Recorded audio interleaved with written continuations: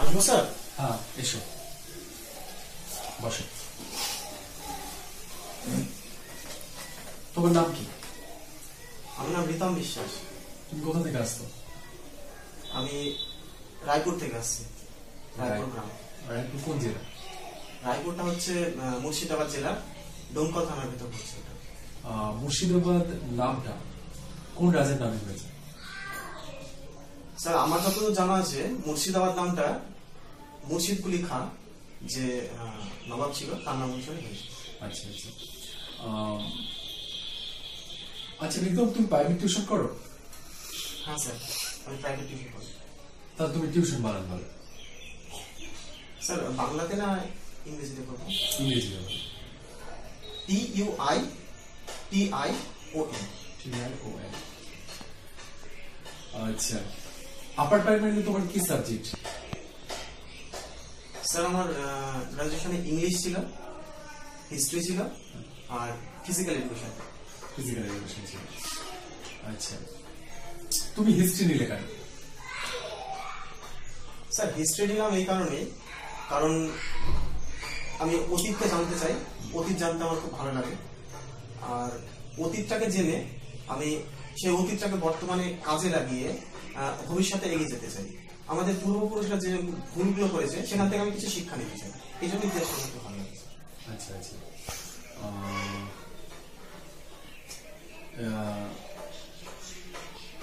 ইতিহাসে দ্বিতীয় বিশ্বযুদ্ধে সবচাইতে ক্ষতিগ্রস্ত হয়েছে কোন দেশ?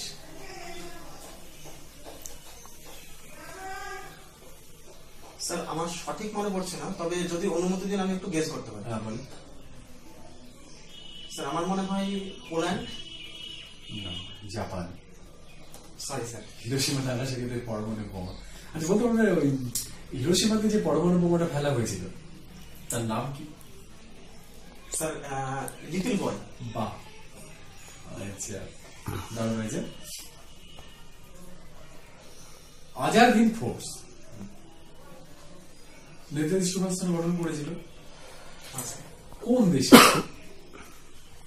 এটা স্যার সিঙ্গাপুরে। সিঙ্গাপুরে। আর 45 সালে সিঙ্গাপুর যখন হচ্ছে আজাদিন জাপান হেরে যায়, তখন এই আজাদিন সরকারের হচ্ছে তোমার যে বিচার হয়েছিল দিল্লিতে লাল কেল্লাতে, তখন এই আজাদিনদের সরকারের পক্ষে মানে ওদের যারা যে বন্দী হয়েছিল তাদের হয়ে একজন বিখ্যাত আইনজীবী কোর্ট কেসটা লড়েছিল। বলতে পারবে তার নাম কি? না স্যার এই মুহূর্তে মনে পড়ছে না। আচ্ছা, তুমি ইংরেজিতে অনার্স নিলে কেন? স্যার ইংলিশে অনার্স নিয়েছি এই কারণেই, কারণ অন্যান্য সাবজেক্টে স্যার চান্স পাইনি, ওই জন্য ইংলিশটা নিয়েছি। আচ্ছা আচ্ছা। ইংরেজিতে একটা ছেলে বানান ভুল খুব করে, তাকে তুমি কি পরামর্শ দেবে যাতে সে বানান ভুলটা কম হয়? স্যার প্রথম অবস্থায় আমি স্যার তার লিসেনিং এর উপর জোরটা দেব, কারণ লিসেনিং এর উপর জোরটা দিয়ে তারপর দেখবো সে কতটা বানানের প্রতি আর কি অ্যাক্টিভ হচ্ছে। আর তারপর তাতেও যদি না হয় তাহলে স্যার তাকে আমি কোনো রেফারেন্স বই কিছু একটা প্রিফার করতে পারি। আচ্ছা আচ্ছা। কেজি স্কুল নাম শুনেছি? হ্যাঁ স্যার শুনেছি। কেজি স্কুলের পুরো নাম কি? স্যার কিন্ডার গার্ডেন। এই কিন্ডার গার্ডেনের পেছনে কার মাথা রয়েছে বলতে? কে সৃষ্টি করেছিল? আইডিয়াটা আমার কাছে। Sir Freud. Sigmund Freud. Sigmund Freud. Freud sorry. Sigmund Freud থেকে একটা প্রশ্ন করি। মনস্তত্ত্বের জনক বলা হয় সিগমন্ড ফ্রয়েডকে। তো সিগমন্ড ফ্রয়েড আমাদের মনকে 3টে ভাগে ভাগ করেছে, সেই 3টে ভাগের নাম বলতে পারো? স্যার ইগো আর স্যার সুপার ইগো। আচ্ছা,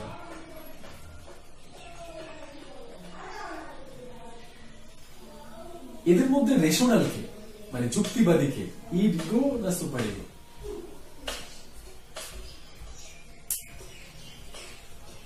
sir sir super ego sir. Super ego, super ego ego, ego হচ্ছে রেশনাল। Sorry sir. আচ্ছা,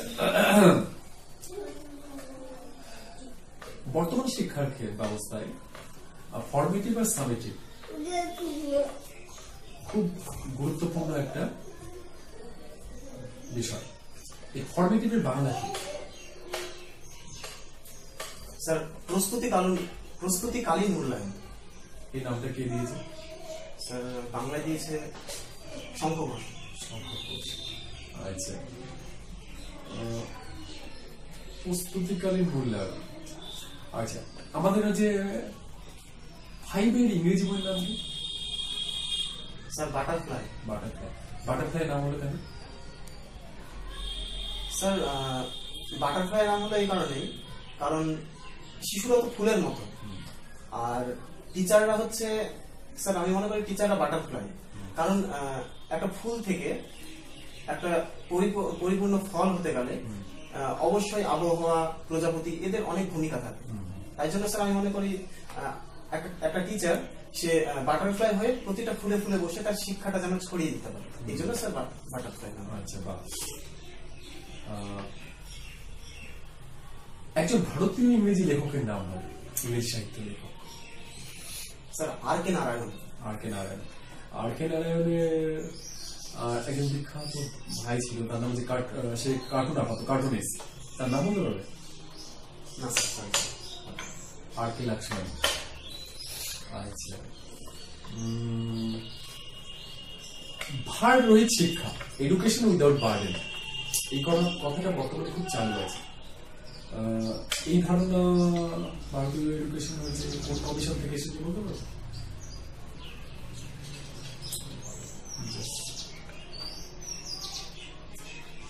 সরি স্যার, এই মুহূর্তে মনে পড়ছে না স্যার। যশপাল কমিশন, এর সাথে আরম্ভ। ভারত শিক্ষা,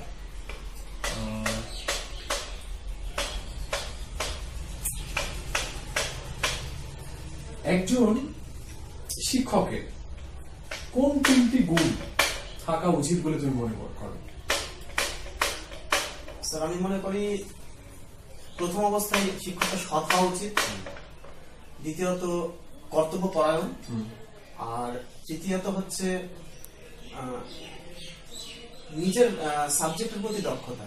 মানে আমি বলতে চাচ্ছি স্যার, মানে বিষয়ের প্রতি তার যে অনেক শিক্ষিত এডুকেটেড যে ব্যাপারটা, সেটা অবশ্যই স্যার থাকা উচিত। আচ্ছা, একজন ছাত্রকে শিক্ষক কি চোখে দেখলে সবচেয়ে ভালো হয় বলে তুমি মনে করো? কিভাবে ব্যবহার করা উচিত একজন টিচারের তার ছাত্রের প্রতি? সরি স্যার, কোশ্চেনটা আমি আরেকবার শুনতে পারি? হ্যাঁ, একজন টিচার কিভাবে একজন ছাত্রের সঙ্গে ব্যবহার করতে পারে, তার কি প্রিন্সিপাল হতে পারে? স্যার আমার মনে হয় এটা ফ্যাসিলিটেটরি উচিত, কারণ একটা স্টুডেন্ট তো সবকিছু ঠিকঠাক, হয়তো সবকিছু ঠিকঠাক যখন পারবে না, তখন একটা টিচার তো তাকে সাহায্যকারী হিসাবেই তো তাকে সাহায্য করতে পারে। স্ক্যাফোল্ডিং করা লাগে। একটা ঘটনার কথা বলতে পারবে প্রসঙ্গে? স্ক্যাফোল্ডিং এর একটা উদাহরণ। হ্যাঁ স্যার, ভালো। আমি ক্লাসরুমে প্রবেশ করে আমি কিছু স্টুডেন্টকে আমি বললাম যে শূন্য কি, সেটা আমি উদাহরণ দিয়ে বোঝাতে বললাম। তো স্বাভাবিকভাবে হয়তো ওরা খুব অল্প স্টুডেন্টই আছে যারা হয়তো পারবে, আর বেশিরভাগ স্টুডেন্ট হয়তো না পারতে পারে। আচ্ছা, তো তারপর আমি তাদেরকে বিভিন্নভাবে একটু একটু করে সাহায্য করার চেষ্টা করব। পরবর্তীতে যখন দেখবো তারা, মানে আমি দেখবো যে সে কতটা পারছে, তাকে সাহায্য করা বাদ দিয়ে সে কতটা পারছে এগিয়ে যেতে। তারপর যখন এইভাবে চেষ্টা ছাড়া আস্তে আস্তে তারা যখন ঠিক দিকে এগিয়ে যেতে চাইবে, তো তখন আমি ঠিকঠাক তাদেরকে সাহায্য করে ঠিকঠাক দিতে পারি। তুমি শূন্য বললে, শূন্য কি আবিষ্কার করেছে? স্যার শূন্য একজন অপরিচিত একজন ভারতীয় আবিষ্কার করেছে স্যার।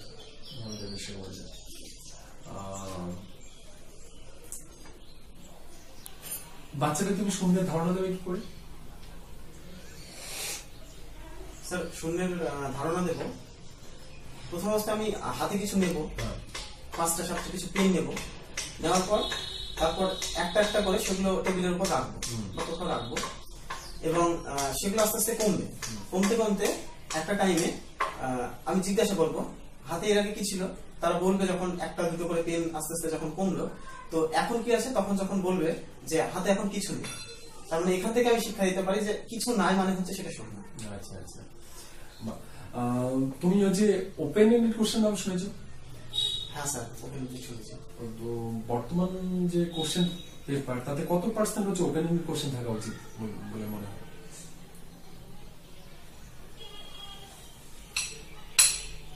স্যার 30% মতো। 1/3।